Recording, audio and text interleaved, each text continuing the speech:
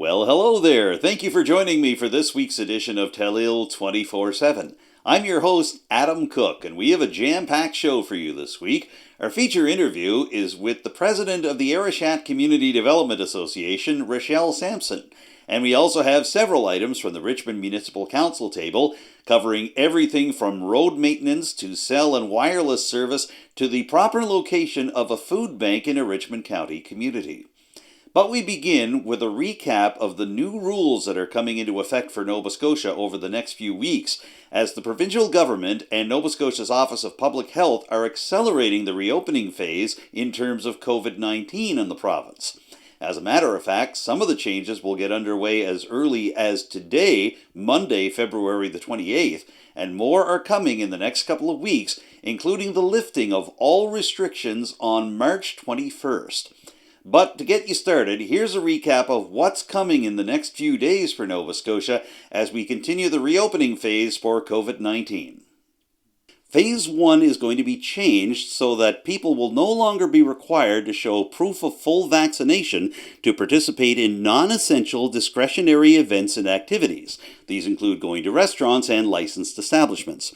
Other Phase 1 restrictions will continue, but that'll wrap up at 12:01 a.m. on Monday, March the 7th, as Phase 2 gets underway. That's a full 2 weeks earlier than originally planned.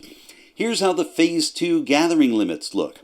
The informal gathering limit will be 25 people from the same household or close social group indoors and 50 people outdoors. The formal gathering limit will be 75% capacity, with physical distancing as much as possible for gatherings hosted by a recognized business or organization. These include special events, sports, receptions, performances, movie theaters, meetings, training, weddings, funerals, and faith gatherings. Large venues can operate at 75% capacity, up to 5,000 people, with physical distancing as much as possible. In terms of the business sector for Phase 2, licensed establishments, restaurants, and casinos can return to regular hours and operate at 75% capacity, with physical distancing as much as possible. VLTs can continue operating with 2 meters of physical distance between people at these machines. Fitness and recreation facilities and recreation and leisure businesses can operate at 75% capacity, with physical distancing as much as possible. Personal services businesses like hair salons, barbershops, spas, nail salons, and body art establishments can operate at full capacity, with physical distancing as much as possible. Services that require removing masks can be offered at these sites. And retail stores and malls can operate at full capacity. That includes shoppers and staff, with physical distancing. In the sports and arts and culture sectors, sports teams can have practices, games, competitions, and tournaments with up to 60 participants, including players and officials. Spectators are allowed following the formal gathering limit. Performing arts can have rehearsals, performances, and competitions with up to 60 participants, including performers and crew. Spectators are allowed following the formal gathering limit. And libraries and museums can operate at full capacity with physical distancing. In terms of mask policies for Phase 2, masks continue to be required in indoor public places. Now, they can be lowered or removed for things like eating and drinking or doing a physical activity that's difficult while wearing a mask. People can resume lowering their masks to eat or drink in their seats at sports games, movies, concerts, and other events. During Phase 2, people who test positive for COVID-19 will still be required to self-isolate, but they will no longer be required to notify close contacts outside their own household. And at acute care and long-term care facilities, restrictions on visitation and in other areas will be determined through infection control and occupational health processes at each facility. At public schools, current restrictions will remain in place until the end of March break. But on that day, Monday, March the 21st, Phase 3, the removal of all provincial COVID-19 restrictions, including at schools, will officially get underway. And if you thought that there hadn't been enough change already, well, we're also going to get a change in how often COVID-19 data is going to be reported to us here in Nova Scotia. The last daily news release on COVID-19 data will be released on March the 4th, and it will be replaced by a weekly update. One of the key ways that we've all made it through the last 2 years of COVID-19 is finding new ways to communicate with each other and new ways to do our jobs. And that has made cell service and internet service here in Richmond County even more important than it was before. But some parts of the county are still experiencing some gaps in terms of the kind of cell and internet service they're getting, particularly in western Richmond County in such communities as Dundee and St. George's Channel, and in eastern Richmond County in such areas as Grand River, Framboise, and Forshoe. So a couple of municipal councillors brought this to the table of the most recent Committee of the Whole meeting for Richmond Council, and we're going to hear what they have to say in just a moment, as well as a possible follow-up meeting with the Cape Breton Partnership in terms of wireless service here in Richmond County. Let's begin with some remarks from Richmond's Deputy Warden, Melanie Samson. So around this time last year, I received a complaint from a constituent in the Dundee area that when the power is out for any amount of time, the landline services cut out because basically the batteries at those stations are not up to date, or they haven't been, they're poor. And so at that time, I did work with the local MLA, who at that time was Alana Pond, and we had connected with Alliant and asked them to do something about it. And what I have realized after our recent power outages is that that has still not been corrected. And so obviously, again, my advocacy work in that area didn't quite accomplish what I was hoping. And so again, just looking for council to provide support for the warden and I to collaborate on a letter, asking them to address it. It is a huge concern. We know about other areas where landline service has been terrible during power outages, especially in areas like the Dundee St. George's Channel area, where there is like little to no cell service and a great population of seniors who perhaps do not have cell phones. So this is absolutely a safety issue that Alliant needs to address, in my opinion, sooner than later. Okay, thank you, Deputy Warden. Councillor Brent Sampson. My only request on that would be whether or not we could add Grand River on that same letter, because I have the same issues here, and it's the copper degradation they're telling us and so on, but to my knowledge, very little, if anything, has been done to rectify it. Could I add that maybe it may be useful if we also would collaborate with the local MLA in terms of that letter, like again, a letter that would be sent from both the municipal and provincial, and in speaking with MLA Boudreau, I think he would be in support of that as well. Like he's aware of the issue and again is advocating for correction of it. And so I don't know if we've done that in the past, would he do a letter and we do a letter and we would send them at the same time, or could we do one sort of together? I don't know, but I just feel like the more political weight we put behind it, the better off. Yeah, that's a really great idea. And I mean, I guess we can't really predict how or if he'd like to join us in that advocacy. Mm-hmm. I can guess, but he does want to join us in the advocacy. I've chatted great. a bit about it. Now I haven't talked to him about the idea of a joint letter. It just came to my mind tonight. Okay. But I do know that he is interested in advocating with us for the correction. Okay. So the motion could just simply state that to request that we collaborate with the local MLA to put a letter of concern together for Bell on the impact of power outages in their infrastructure in Dundee, St. George's Channel, and Grand River. Yep. Yes. Okay. And if others have similar, like I just haven't heard about others, so in my area, I know about that areas. I will also say when I spoke to them the last time, so Councillor Samson, what may be useful is they had asked me for a civic address of the person who was complaining about it. And so maybe if you could get civic addresses of a couple of people that are having issues with landline and power outages, they apparently it's part of their process. It didn't help much last time, but we should maybe include that this time right in the letter. Yeah, I can do that. Perfect. Thanks. Yeah, and I think Deputy Warden, just so I'm clear, when you're thinking like that Dundee St. George's Channel, I would assume that's going to include like the Black River area, because we know there's no cell signal there. So would that kind of all be included? So I haven't gotten any complaints about the landline not working there in power outages. So perhaps their little power box or whatever that battery piece is working in that area. Okay. So, I'm just thinking, I mean, thinking of cell signal holes, right? Of where no, I know, I agree. And so maybe our letter needs to be focused around the fact that they need to focus on areas with cell service issues.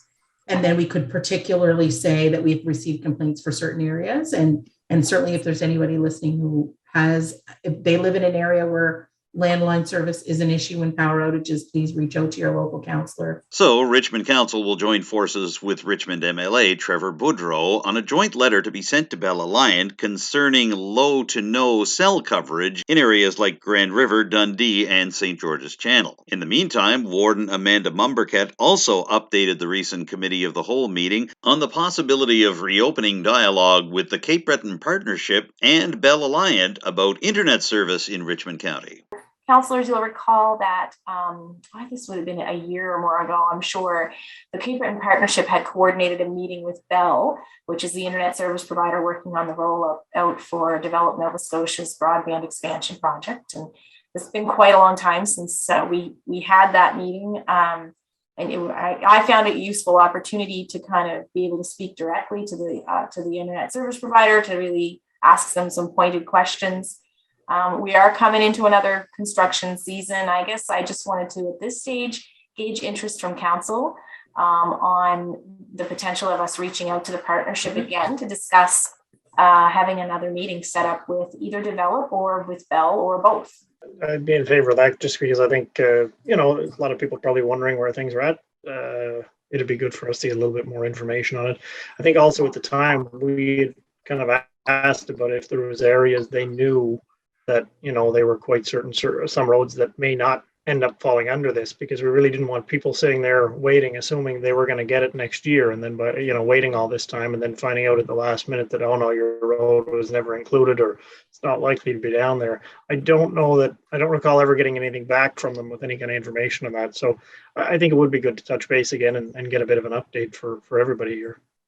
Yeah, you're exactly right, Councillor Samson. And I think what happened with, at that time is that I think we were too early in the engineering phase of the overall project for them to be able to tell us that with any certainty. And I'm hopeful that now we would have, hopefully they would have that narrowed down to a certain extent, so that we could have a better idea of it, because I think those unserved areas are where we're going to need to focus some attention, right? In the essence of time, I can't imagine anyone's going to say they don't want to do this. So I'm going to make a motion that you reach out to the partnership and ask them to coordinate a meeting with either with Align, I think is best. That meeting we had the last time, the parties that were involved was the best mixture. The project coordinator out of Newfoundland or whatever his name was, I can't recall, but that he was super helpful and very knowledgeable. Yeah.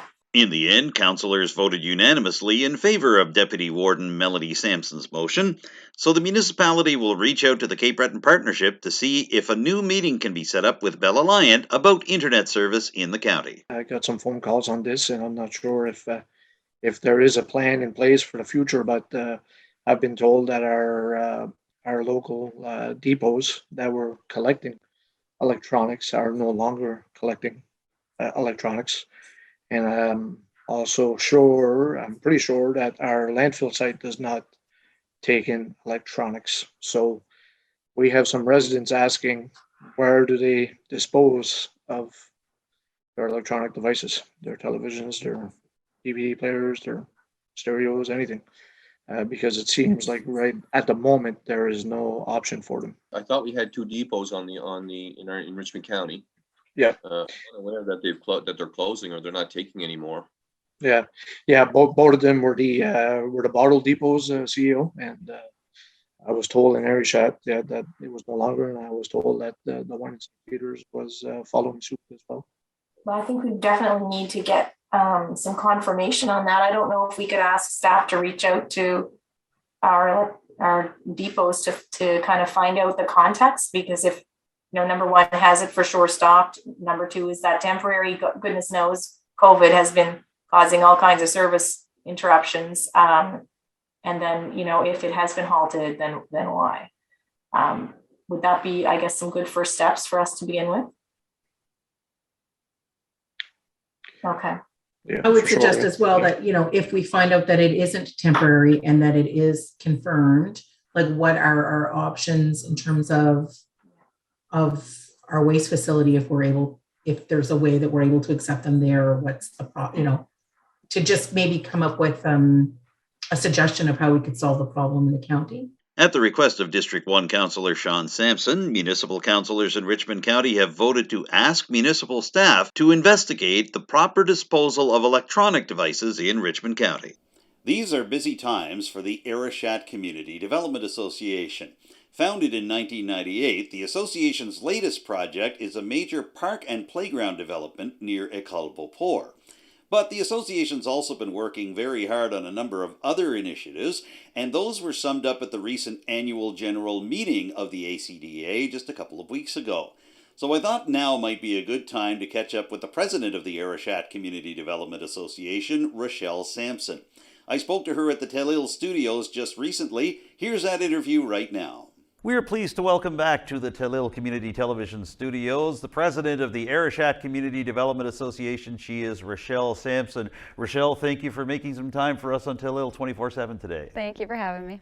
Well, it's a pleasure to bring you in, and part of the reason that we wanted to speak to you is because the Arichat Community Development Association just had its annual general meeting, and we're aware of some of the projects that you folks are working on, but we wanted to get a bit of a snapshot on where the association is right now. So can you tell us a bit about that AGM? So we wrapped up our 2021 year, an extremely successful year, and it was all thanks to our board and all of the community members in Richmond County and far. We had so many people who generously donated towards our project and who got involved in our Chase the Ace fundraiser, and that's what made it really so successful. So we brought in about $30,000 in revenue from that, which is so large in comparison to how small we felt we were in the beginning. So over the course of a year, we really brought that one home, so that was great.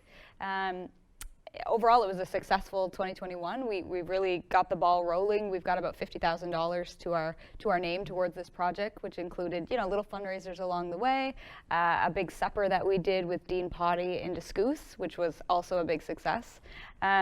We sold some tickets, and we kept going. We kept the ball rolling all year, so it was great to kind of wrap it up and see how far we had come.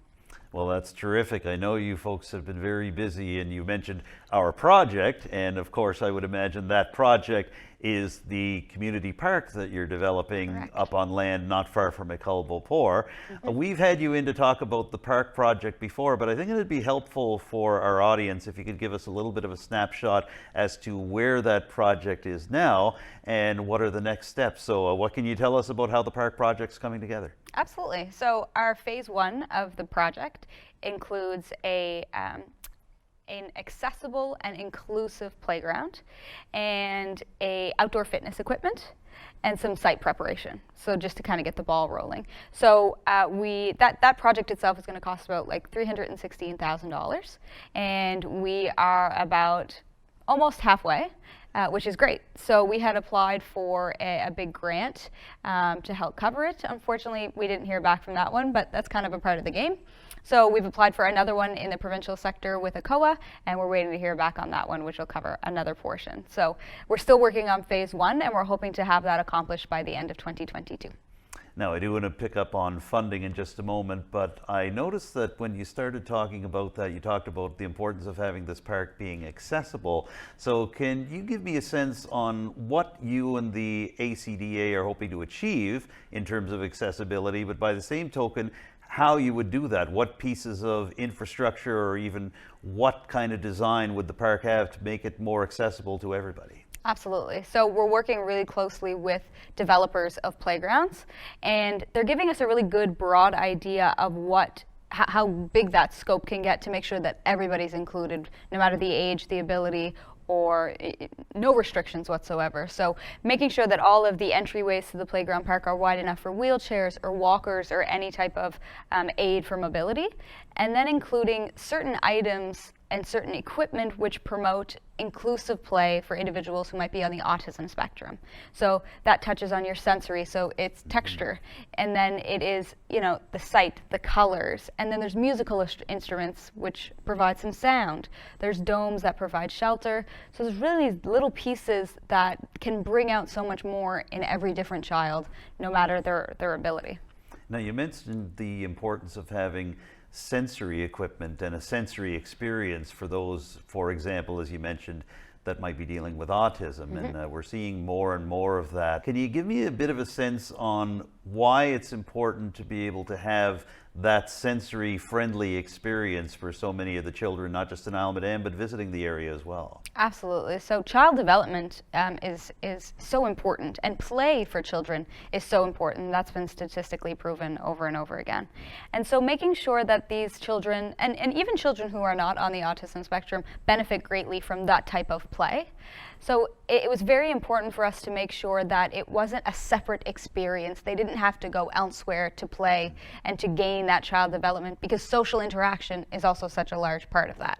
So making sure you're not secluded somewhere having to have that experience, and you can have it with your friends. And on one piece of equipment, all of the children can play. It's not one or the other. I wondered if you could update us on one portion of this park plan that really intrigued me, and I know intrigued and excited a lot of people here. The idea of having an area for dogs and for dog owners to get together. Is that still in the mix, and what can you tell me about that? Absolutely. So that one is majorly just fencing, but fencing itself can be somewhat expensive. So that one is a bit further down the line, and it's in phase 2 and 3 of our park project. So the entire park will be fenced in as well, and we're hoping to do that at the end when we don't have to bring in any big equipment. So when we buy the fencing, we're looking at buying it all together, and so it'll be in a similar time frame, but hopefully all within the next 2 to 3 years. Okay.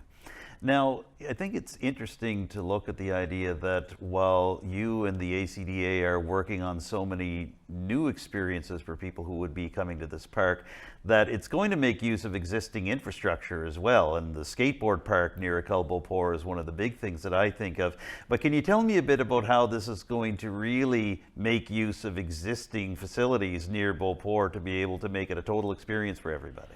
Absolutely. So you have an entire piece of land that used to be a baseball field there, which is very cool. So we're keeping it in the recreation family. And there is an existing beach volleyball court that were used for, I think, Les Jeux de l'Acadie a couple of years back.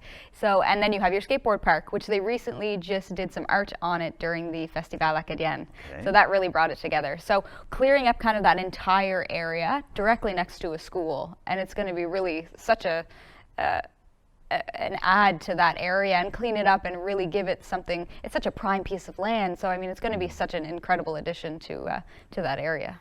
Now, the previous effort at doing a park and playground project like this was right behind the former Gulliver's Tea Room site. Yes. You remember it well, even as a child yourself. But can you give me a sense of how having it in such a central part of Arichat is really going to benefit the people that not only live and work here, but also visitors that come?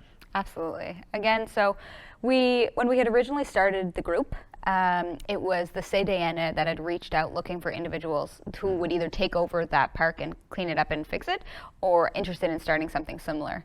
When we looked at that land, it was really close to the road, and there wasn't a whole pile of parking, nor was there room to expand it and put the infrastructure you would need for it to be accessible. So as a committee, we decided to let that piece go, and we partnered with another group on this bigger piece of land that would allow for a real recreation park. So having it so close to your amenities, such as the doctor's office, the pharmacy, some restaurants, anybody coming in, I mean, I truly believe it's going to be such an addition to tourism, and being the only real accessible park in probably quite a large area, and in a big part of Richmond County and Roxbury as well. It will bring in a lot of people off the highway. It will bring people onto Isle Madame and give them a reason to stay, give them a reason to check it out for a few days, and even pop into, the Island Nest or the Gentilles, or, and really maybe get some tourism on the island again. That'd be terrific. Now, I wanted to pick up on a point you made a little earlier on about fundraising, and you folks are looking for funding from 3 levels of government. You mentioned the application that had gone into ACOA, so you want to try to get something happening there. I know you've made a pitch to Richmond Municipal Council as well. Can you give us a general update on how all of those are going and what's next in terms of making the fundraising pitch from the levels of government for the park? Sure. So Richmond County Municipality, they granted us $7,500, which will go towards our park, which is awesome. Any amount can help. So that's great. Provincially, we had applied for it's called the Revitalization Fund. And so that one we're hoping for another $100,000, which is, again, a big portion of phase one, which will really be of great help. Hopefully we hear back in April on that one. And federally, every once in a while, they throw in some recreation pieces, mostly improving the accessibility of a lot of locations. So we're tapping into little ones there to help us with making sure that the parking lot is accessible, the entrance to the park is accessible, removing, because sometimes those things are costly. So these grants really help you remove any of those barriers and make sure that the whole park, there are no restrictions, so that there's not one piece that will make you feel left out. Okay, hopefully that'll be the case. But of course, the real triumph of this campaign to bring a new park to Arichat is that the community's really gotten on board, and you've talked about some of the fundraising totals, and the Chase the Ace promotion that you folks have had has been really successful. Your Vice President, Brandon Boudreau, has given up a lot of his Friday nights to make those draws, but it's been worth it because you folks have raised thousands of dollars just right here in the community. Can you tell me how that makes you feel to see them come on board? Yeah, it was really incredible, especially in the end. I know all of the board members were pushing for tickets and selling tickets and giving up a lot of their time to get that done. And Brandon himself, you know, every Friday, I'm not sure what he does now with his Fridays and his time. I'm sure it feels very weird for him. It was almost a whole year of Friday night picks, right? So the feeling of community was really there for us. And even though somebody knew they might win something, I think a big portion of it was really, they knew where the money was going, and that really excited them. And so it was nice to see the reputation of the ACDA come out and how people knew about us, and people were excited for Friday nights, and people were excited to watch our videos. So that was really heartwarming to see all of our committee's hard work, you know, come together in the end. So what happens now? What are going to be the next fundraising steps you'll be taking, and the next steps overall for the development of the park? Where do we go from here? So fundraising wise, we just got together probably a week ago, and so we have 2 in the works. They're still a bit of a surprise, so I can't release them just yet, but one of them will probably be very delicious. So that's always an exciting piece. We had a successful, similar successful fundraiser in the past, so we're hoping to do that one again. And in the background, we would like to have something on sale for people to be able to contribute one way or another, local or far. So that's going to be our second one. So anybody from anywhere will be able to contribute and be a part of the project, which I think is really important. There's so many families that haven't been able to come back yet that still really want to be included. So we want to be able to offer them that. So let's cycle back to where we were at the start of this interview, and what prompted it was that you folks have had your annual general meeting for the ACDA, yep. And of course the park project is taking up most of the attention, but I do wonder, what else can you tell me about some of the big things that you folks want to be able to accomplish in addition to this major goal of getting the park project up? Where do we go in terms of that?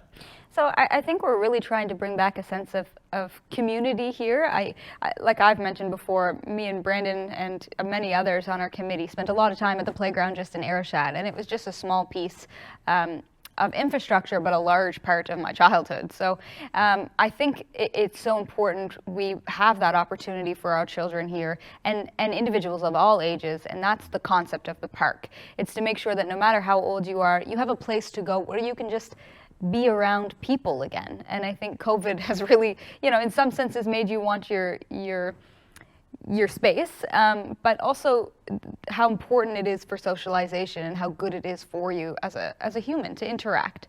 So that's really where we're hoping to take this and continue to do things, no matter even when the park is over, that benefit the community as a whole.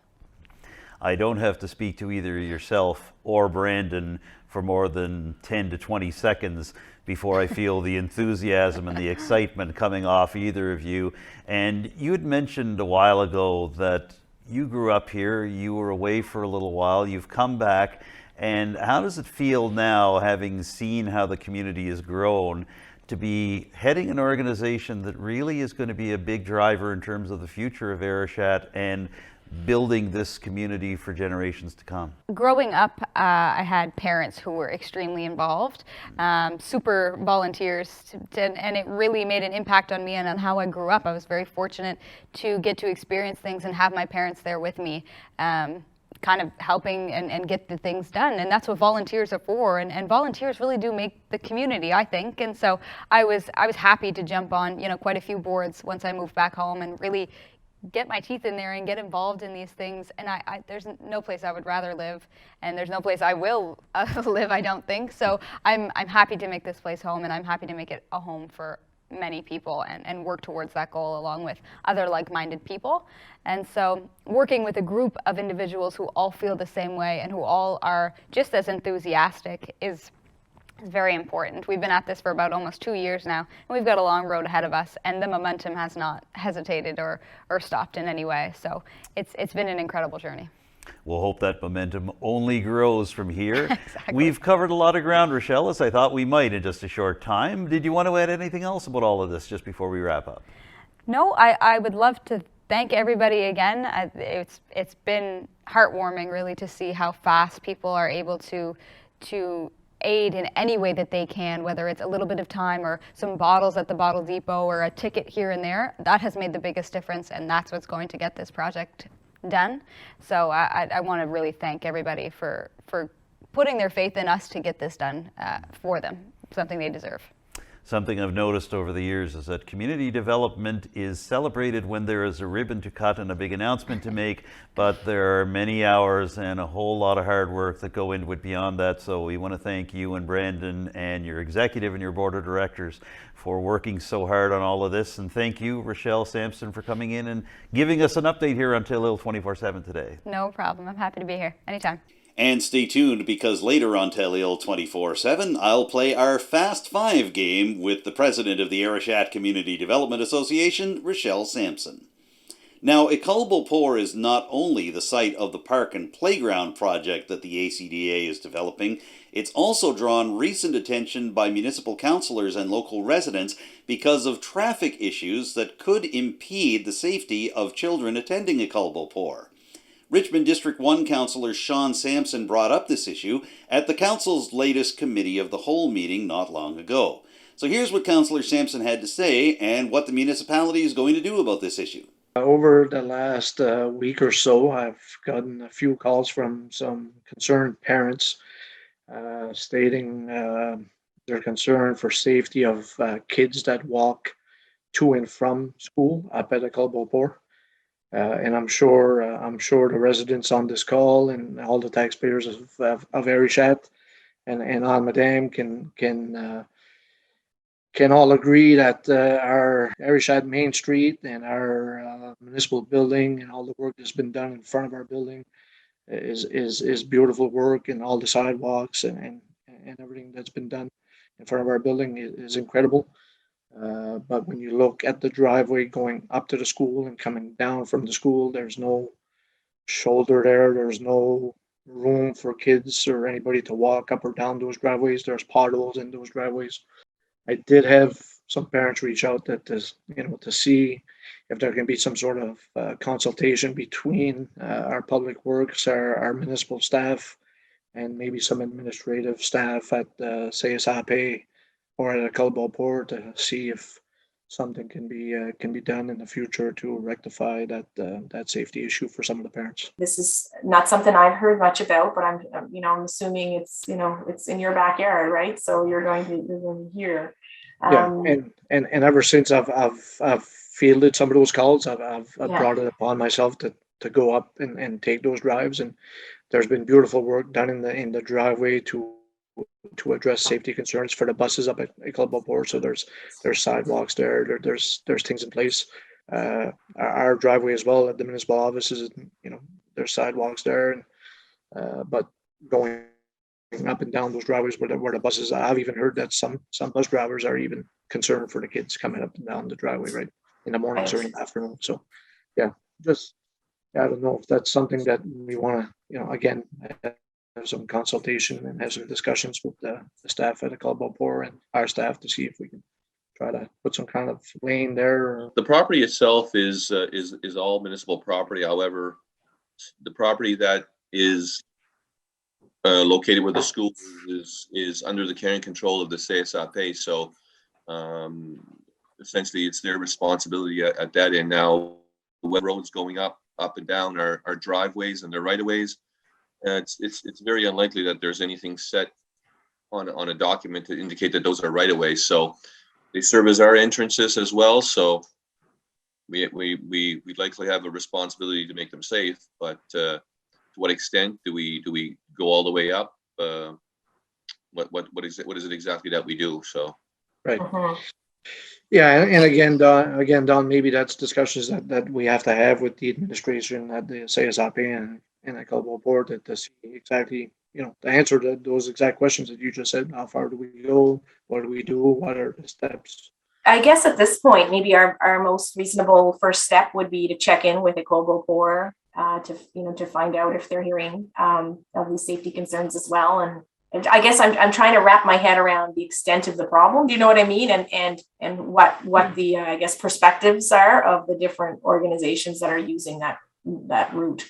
I know one of the if I just add on, I guess, to Councillor Samson's, one of the concerns is the especially at lunchtime, some of the kids run down to the for a slice of pizza or whatever. Yeah. So they run down the driveway, which is potentially the inlet for the buses, all incoming traffic to the the municipality and to the school. So therefore, it's kind of they're kind of head on, I guess, into traffic and nowhere really to go because there is no sidewalk. So potentially, I think if we had to look at a sidewalk, it would only really be on that one side, which is the inlet side going in, for kids to go up and down from the school.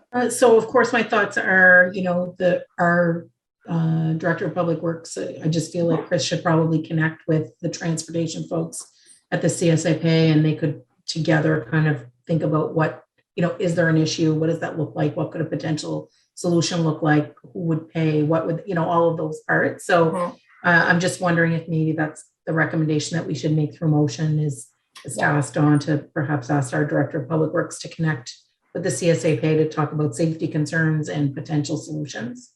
I totally agree, Deputy Warden. That's where we should go, and there should be some consultation between those groups to see what our next steps are. And back to your point, Councillor Digdon, we're also forgetting that the IFIT Center is also up there. So you have people going to the IFIT Center during the day, that's in the morning. That is also adding to that traffic flow, right? So. At the request of District 1 Councillor Rachelle Samson, the municipality will ask staff to contact the Conseil Scolaire Acadien Provincial to see what can be done about issues surrounding the entrance and exit points to Ecole Beau-Port in Arichat. Now, it's not just traffic going in and out of Ecole Beau-Port and the municipal building in Arichat that have Richmond councillors concerned these days. As a matter of fact, municipal councillors are trying to figure out what to do in terms of J-class roads around the county, but they also have specific concerns about different roads in western Richmond County. That's why Deputy Warden and District 3 Councillor Melanie Sampson spoke at the recent Committee of the Whole meeting about the Evanston Road and Langley Lane in Point Tupper. Folks have heard about it at the council table, I've talked about it before. I know we do have an application with the Provincial Department of Public Works to get a pricing on some paving there. And I have connected with our local MLA, and he's connected with the local Department of Public Works in terms of the poor conditions of the road this winter in terms of snow removal, ice, flooding. And so in general, many concerns there. I've also talked with many with residents living on the Evanston Road as well, who had similar concerns to the ones that Councillor Rachelle Samson had mentioned last week or last meeting regarding the upper road and the lower road in Arichat, and some flooding, some road erosion. And so I guess, certainly not looking for us to solve these at the council table, but to look to council to allow or direct the warden and I to draft a letter to the Department of Public Works and CCR local MLA just to reinforce those concern areas in the district. Right now, those are two big concerns because there are safety issues. Langley Lane in particular, there are huge safety issues. And Evanston Road, there's a lot of erosion issues there as well. So that does provide a lot of issues. With a lot of ice lately, we've had lots of concerns from residents in that area as well in terms of solid waste collection has been a problem because the road floods, it freezes, and then we can't go do collection. I think it had been 3 weeks since we had been able to get out there. So just, again, not that it's not recognized by our local MLA, or the Department of Public Works. They also recognize that these are concern areas, but I always am of the opinion that a letter has a little extra weight from the phone calls that we make and emails that we send. And so again, not looking for solutions, just looking for, the support of council for you and I to together come up with a letter. Deputy Warden Melanie Samson won the support of council to send a letter to Nova Scotia's Department of Transportation and Public Works regarding Langley Lane in Point Tupper, as well as the Evanston Road. Later in the same committee of the whole meeting, Warden Amanda Mumberket brought up the issue of J-class roads in Richmond County and how provincial assistance can be gained for some of these roads. Here's that discussion right now. I popped this as an item on our agenda because of the recent news coverage that Inverness County had regarding their plan to borrow to finance paving projects on J-class roads. Now, Don and I had a quick chat about this, and he's indicated that we haven't heard back from the list that we submitted, or at least he wasn't aware of an update from the province. You'll recall that we had submitted several roads for, to get the pricing on paving and doing that type of upgrade under the cost share program. But whereas I saw this item in the news, I guess I'm wondering if council, if you'd be interested in having staff do some investigating on if those are, for roads that would have been submitted from this past year or previous years, and also maybe impacts to our financial situation should we choose to explore the option of borrowing. And I think from Deputy Warden Samson's discussion tonight on, places like Langley Road, which is a J-class road, this could potentially, be greatly beneficial to the county if we were able to do so within the financial constraints that we have to operate in. So, Deputy Ward. So I did speak to our local MLA this weekend and speaking about the other roads, and I did ask him about it because I was also interested to find out. Yep. And he said that it was his understanding that the roads that they were approving were ones that they had priced out the year previous. Okay. So that from what he understood, the current year's requests for budgeting had not been finalized yet, but that those were ones that had been identified by Inverness County, not this year, but last year. So that might explain why Dawn has said we haven't received it, but they've been moving forward with it. So I don't think it's going to hurt for us to check in with the Provincial Department of Public Works to find out when we could expect to see those back, because I do think it's something we want to talk about at budget time in particular, because we may need to be adding some of those pieces to our capital budget plan if we decide we want to move forward. And then I think at that time, it may be appropriate for the CFO to check into, funding options, what all of those look like. Yeah, maybe I'd ask, I don't know if the CEO recalls this. I believe there was a time frame, I thought fairly clearly attached to it. Like I thought we were expected to hear back, was it February or March, as to whether or not there would be approving on these things with costing. I thought when we submitted that, there was a time frame attached to it as to when we'd hear back from the province. You recall that, Don? We can certainly confirm that with the folks that we provided the application to. I can get Chris to identify what dates we can expect something or nothing, or a response to say whether or not we're going to be successful or not. Yeah, that would be great, Don. I think as I'm trying to figure out the timing of this in my mind. So if Deputy Warden, if those were for roads that were submitted in the prior year, then I'm assuming this borrowing will only be for the next, for the fiscal year after this. So I'm just trying to figure out the timing of it. But definitely, Don, if you could check in with those folks, that would be really great. The Lewisdale Food Bank is looking for a new home, and there's a chance that it could set up temporarily at the canteen facilities at the Richmond Arena. Now, there are 2 municipal councillors serving this area that recently spoke to food bank officials about this possibility. They were Deputy Warden Melanie Samson, whose District 3 includes the grand majority of Lewisdale, but also Michael Digdon, whose District 2 not only takes in a large chunk of Isle Madame, but also extends into mainland Richmond County, including the Richmond Arena. So here's what Councillors Samson and Digdon had to say about all of this at the recent Committee of the Whole meeting for Richmond Council. Take a look. About a month and a half ago, they had a little, well, not a little, I guess, that we're housing the food bank for many, many years. We're actually doing it out of their homes in Louisdale. And they finally decided this year that they did it long enough and it was time to move on and so forth. But so Louisdale Lions Club, with one or two other clubs, I believe, are getting together and forming an organization. And within that organization, they're actually looking for a place to house, I guess currently house their food bank, whether it be temporary or permanent. So I thought that if the arena canteen wasn't being used over the summer or in the next several months, that may be a place to set up the food bank, whether it be, even if it's just to, I guess, to pick up or drop off, just so they can have a place to store the food. They're looking at many ways. They're not sure yet if they're going to go with a pickup location or if they're just going to go with a distribution setup where they're going to deliver it to the houses of the people that need it.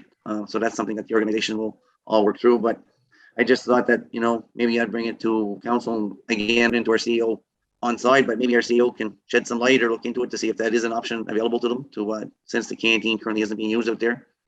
That spot might be an ideal location for now. So just so I'm clear, Councillor, the request and I guess the need is that they're looking for sort of like a home for the food bank, but like in terms of it being open at a certain frequency, is it just like, would they be requiring building access for the, for the members of the clients of the food bank to come in and out of the canteen area, or would it be just that the organizers would be storing things there? Do you have that level of detail yet? It might be too early days. I don't know. Well, it's toward, that was a debate they were going back and forth with. Okay. Was, are they going to do some ready boxes where they just take the names of the person that requires the food and deliver it to them, and this just be, the place.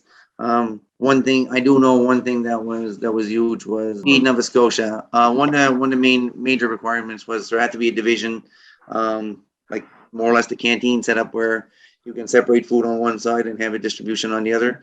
And the canteen permits that. It also permits a washing station because it's got the sinks and everything already set up. They haven't decided if it's just going to be a walkthrough and pick up. The Lions Club is, of course, in Councillor Digdon's district. So they invited both of us to the meeting. I was already committed to another meeting at the time, so he went to kind of represent us. But just to give a little bit of history, which I would know a bit more, of course, about how the food bank has worked in Louisdale in the past, is that the coordinators would do it on an as-needed basis. So when somebody would call in need, they would actually go to the co-op and they would pick up the items that the people needed and they would bring it to them. So they didn't have a lot of stockpile. Now, when things would go on sale, they would stockpile a bit of those common items at their home, as Councillor Digdon has said. And so they're just needing a little bit of space for that. They were, in speaking with the headline, Tommy Sampson, before the meeting, he had mentioned that they were sort of looking at a different approach to it, which could involve actually having a physical location, which would allow them to be part of Feed Nova Scotia. But they were still a bit conflicted in terms of like budgetary, the cost of doing that, right? So we had chatted a little bit about the grants and other pieces that they maybe could access. But as Councillor Digdon has said during that meeting, from what I understand that I'm hearing, and so Mike, I'm sort of just trying to summarize it myself, is that they were just looking for a short-term solution of a location. And you had suggested that maybe the arena could work for that. Is that what you mean? Yeah. Okay. So, it's like on the surface, that sounds like a great plan, but certainly deferring to the CFO, because I think in my own experience of needing to access the arena at off times, like in the morning when staff is not necessarily there, because some of the work that I do with minor hockey, it's not always open. And we certainly, I can't imagine we would want to give someone access to the arena who's not a municipal employee. So I'm expecting that perhaps Don's comments might involve some concerns with that. And also like the ability to access it, especially during the off season, on the weekends and evenings, right? Like during the season, the arena is actually open most evenings and all weekends, but I would be a bit concerned about about that. That's all. I do know there was some, I guess, some pointers given to them, and that one of them was, I know out of here in West Arichat, it's every 2 weeks. It's on a certain day at a certain time, and that is the time that you have to get it. Hawkesbury, I believe, is the same setup. It's it's at a certain date, certain time, and you have to get it. And I believe Louisville was actually going to look at the same thing. Instead of a call in, they were going to say, this is the time you need to get it. If you miss it, you miss it. So it might be something that our summer staff might be able to work around for letting somebody in for an hour and then clocking back up in an hour. I would suggest perhaps asking staff to provide some details in a report regarding that proposal. Mhm. There would be a lot of details to work out, and not sure if we could line everything up properly.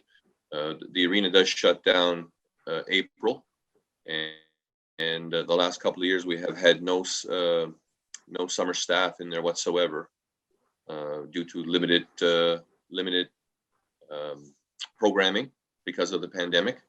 And of course, there are other things like insurance that we'd have to look at, and liability. Liability would be certainly one that we'd have to look at for sure and discuss it with our lawyer as well. So I would suggest just making a motion to have staff provide a report for the council meeting, perhaps, if we could. I mean, we have time, although perhaps the people that are housing the food bank now don't have a lot of time, and that it's something that they want to release themselves of rather quickly.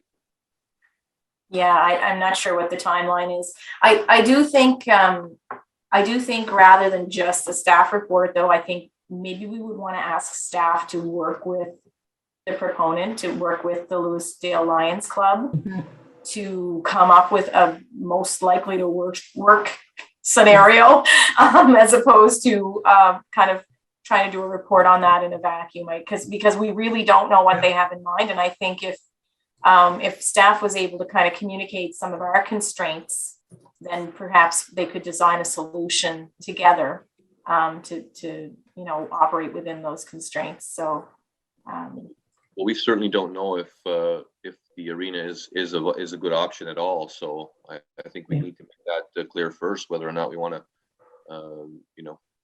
put that type of food bank or that situation in our arena, whether it's the canteen or in a location elsewhere in the arena. Would this likely be a short-term thing as well? Because the reason I say that, I'm assuming that there's going to be tenders, or they're going to try and get somebody in operating the canteen next year, hopefully. Honestly, for right now, I believe it was just a short-term solution. Again, I don't know if we put out for tenders last year for somebody to operate the canteen, but nobody come forward, I don't believe. So it could be one of those things where we put it out again this year and nobody comes forward to operate the canteen as well. But they are aware that, if they do set up, we do operate the canteen, or we did operate the canteen, and they potentially have to, I guess they will potentially have to move. But currently their main thing is if they are going to build something, it was to give them time to get everything set up to, the needs and the specifications that they wanted or required. Look, I'm just feeling that there may be something between sort of your suggestion, Warden, and your suggestion, Dawn, in terms of like how we would proceed from here. And so I would say, like, in the essence of time, because my understanding is that the folks who are taking care of the food bank, like in the new year, we're wanting to kind of remove that responsibility from their life, and they've done it a very long time. And so I right now, I don't know if it's the Lions Club that's taking care of it. Like, I don't even know what situation they're in at this minute, regardless. So I just wonder if there's a way that staff could say, is it possible in any capacity, right? Like, does insurance allow it in any way or whatever?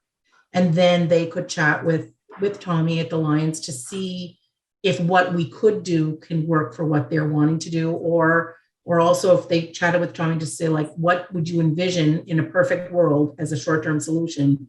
And then we could investigate whether or not it's possible. Like, I feel like if we get a report from staff in terms of whether we could do it, that may not actually answer the questions or serve the need. That may not be what the Lions Club is thinking of at all, right? So they could have made some changes to their plan since meeting with Councillor Dayton, because that was a fair while ago that I think that meeting happened, like definitely over a month would be my recollection. And so I know that Tommy hasn't talked to me about it since that meeting. I think he was just leaving it with you, Mike, to figure it out. So I'm just wondering if, like, as a first step, a quick chat to say, like, what do you envision? And then maybe for. Yeah, I think you're bang on, Deputy Warden. You know, we can't determine the feasibility of something that we don't have the details on, right? And nobody can do that. So, you know, I guess my thought would be, you know, for staff to work with the Lions Club to determine the potential feasibility of this as even a short-term solution. I think that's probably our most timely and responsible path forward. At the end of the discussion, Councillor Michael Digdon put forward a motion, seconded by Councillor Melanie Sampson, and unanimously approved by all of Council, to have Richmond Municipal staff contact the organizers of the Lewisdale Food Bank to see if it could be feasible to set up shop on a temporary basis at the Richmond Arena. And as promised, we conclude Telile 24/7 this week with another edition of our Fast 5 game, this time featuring the president of the Arichat Community Development Association, Rachelle Samson. And you might just be surprised at a couple of her answers. Here they are. And we welcome back the president of the Arichat Community Development Association, Rachelle Samson, to play the latest edition of Telile 24/7's Fast 5. Are you all set to go, Rachelle? I'm ready. All right, let's hit the ground running. Coffee, tea, or neither? Coffee. What are you taking in your coffee, just out of curiosity? Black. Black. Oh, there. Spoken like the president of a community development association. Right on. Okay. You can binge watch any TV show or movie if you have a week off. What is that? Oh, The Good Wife. The Good Wife. Nicely done. The original or the series with Christine Baranski as The Good Fight? Yeah, that's the one. That's the one. That's okay, the one. Nicely done. Good, good. All right. Dream vacation. Somewhere sunny. Oh, that's tricky. Somewhere with a lot of good food, sun, and those are really my top two priorities. That would be anywhere with sun and good food, I'm happy with. Well, that's Isle Madame in the summer. Yeah, so there we exactly. are. That's why I don't venture too far. Yeah, exactly.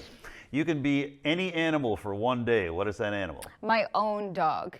Your own dog? Yeah, they live an incredible life, so I would love to just do what they do all day. Nicely done. They can spoil you from now on. Exactly, yeah. They became me and I became them just for one day. Okay, great. And last question, would you rather be a forest or a tree? Probably a tree. Why a tree, just out of curiosity? I hold a lot of responsibility in my regular day-to-day life, and I think the forest has more responsibility, and I could take a day to just be the tree and just see what's going on instead of taking care of the whole thing. That's one of the single best answers I've ever gotten to that question. That's great. One day to relax. You know, just give hang out people in the some woods. oxygen. Yeah, just do my thing. Exactly. There we are. That was marvelous. Thank you, Rachelle Awesome. Samson, for playing the Fast Five with us. Thank you. Rachelle Samson is the president of the Arichat Community Development Association, and she is the latest victim of volunteer for the Fast Five. And there you have it, folks. That wraps up this week's edition of Telile 24/7.